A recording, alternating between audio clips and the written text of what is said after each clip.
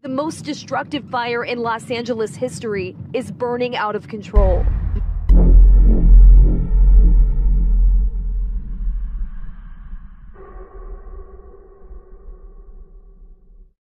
Sino ba ang mga celebrities na ang kanilang mga milyong-milyong mansion ay naabo? Ito ang ating ipapakita ngayon. At bakit ang mga pangyayaring ito ay nangyari? Kung maalala natin, ang naturang lugar ay Malaparaíso.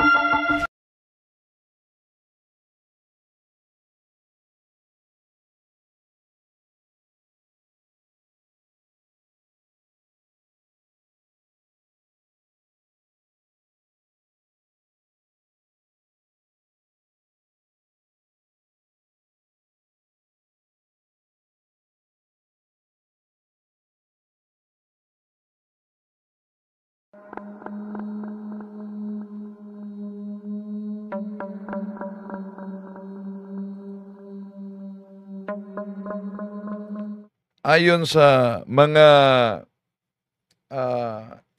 atheist, kung merong Diyos, ba't nangyari itong kaganapang ito?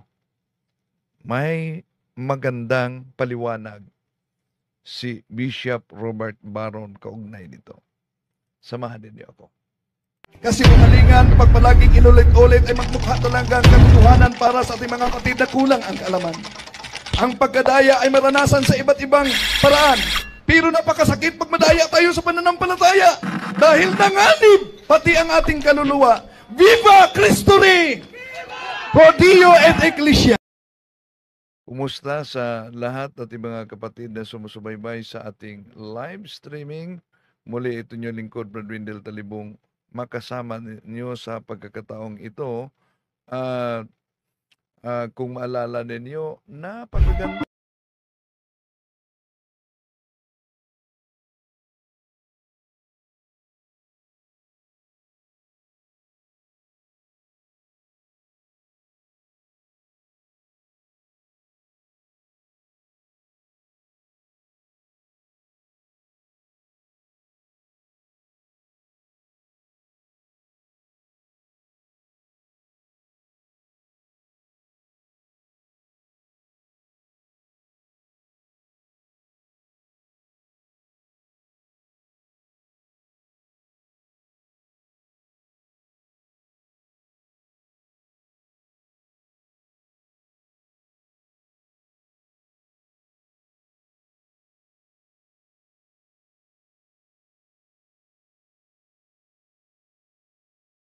gandahang ito'y biglang naglaho. The most destructive fire in Los Angeles history is burning out of control.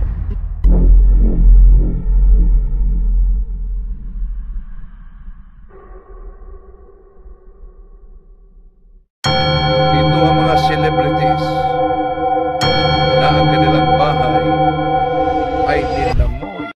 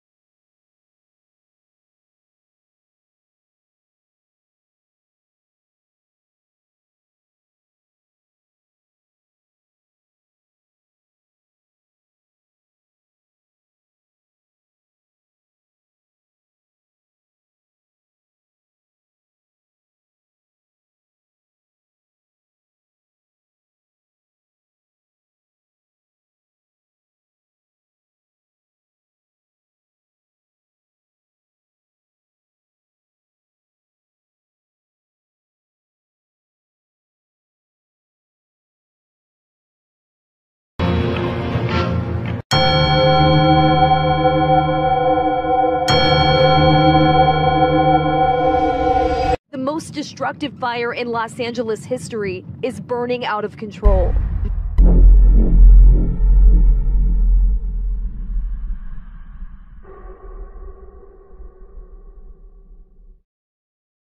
Ang dami nila, no? Grabe. Si Manny Pacquiao, wala bang bahay diyan? Totoo. I-follow up natin ito. Kung wala bang bahay si Manny Pacquiao. May paliwanag si Bishop Robert Barron. Bakit itong di ma-explain na mga pangyayari dahil ang mga di naniniwala sa Diyos, argumento nila kung bakit, kung meron talagang Diyos, bakit ito nangyari? Ito paliwanag ni Bishop Robert Barron. That's the great question. If God exists, and God is all good, and if God is the governor and order of the universe, why is the universe such a mess? It is genuinely difficult to assimilate, to take in the sheer scale of it all at dawn this morning. Landscape to ashscape, where the affluent idyll of Pacific Palisades used to be. Why is there so much evil in the world? May I say this? That's a very serious argument. In fact, I think the only serious argument against God's existence. Here's how Thomas Aquinas put it. If one of two contraries be infinite, the other would be destroyed. If there's infinite heat, there'd be no cold, right? But God is described as the infinitely good. Okay. Then how come there's evil? Wouldn't the infinite good have simply eliminated evil? Here's the way John Stuart Mill put it, many centuries after Aquinas. If there's evil, God cannot be simultaneously all-knowing, all-loving, and all-powerful. If he's all-knowing, he'd know about it, right? He'd know about evil. If he's all-loving, he'd want to do something about it. He's all-powerful, he could do something about it. Therefore, there wouldn't be any evil. If there's evil, there might be a God, but we got to give up on his omniscience, or on his omnipotence, or on his omnibenevolence. That, too, is a very good argument. And I would say most people who struggle with evil and suffering wouldn't be able to articulate it that way philosophically, but they feel it. They feel the truth of that. That the goodness of God seems to be opposed to the evil in the world. So how do we get at that? In some ways, all of theology is an attempt to respond to that question. All of theology and all of its branches is meant to respond to that question. Here's just one way at it. Thomas Aquinas typically describes God, and he's following the Bible here, as an artist. God is like an artist. What's his canvas? All of space and all of time. We see a little tiny corner of God's canvas, but what he's working with is all of space and all of time, the whole of creation. What's he making? He's making something beautiful. Now, beautiful paintings, beautiful sculptures, beautiful novels, beautiful films involve typically a play of dark and light. You know, it's the rhythm between dark and light that often makes the play or the movie or the painting powerful. The play of shadow and illumination. So Aquinas says, God in his great work of art permits evil. And there's a key thing. God doesn't cause evil. Because evil is not a thing. Rather, it's a lack. It's a privation of being, says Aquinas. When you have a toothache, it means there's something that's lacking, something missing in the health of your tooth. Someone who's blind, there's something that's missing in their ocular apparatus, right? So all evil has that form. Therefore, God is not causing evil, but God permits evil. Why? So as to bring about a greater good. So as to produce, in a way that we can't see clearly, to produce a more beautiful canvas, a more beautiful sculpture, a more beautiful novel. In fact, it's Dante who compares all of creation to a great book. At the end of time, when we're in heaven looking into the face of God, we will see all of creation like a great book. It'll make coherent sense. But in the course of this life, what do we see?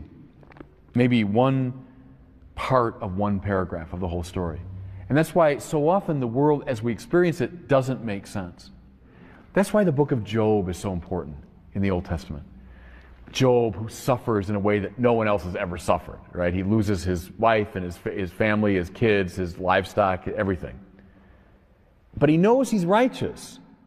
He knows he doesn't deserve this suffering, and so he complains to God. He cries out to God the way an awful lot of people over the ages have and still do today. God answers him by taking him on a tour of the cosmos. He takes Job up out of himself and takes him on this elaborate tour of the cosmos. And he asks over and over again, Job, where were you when I laid the foundations of the world?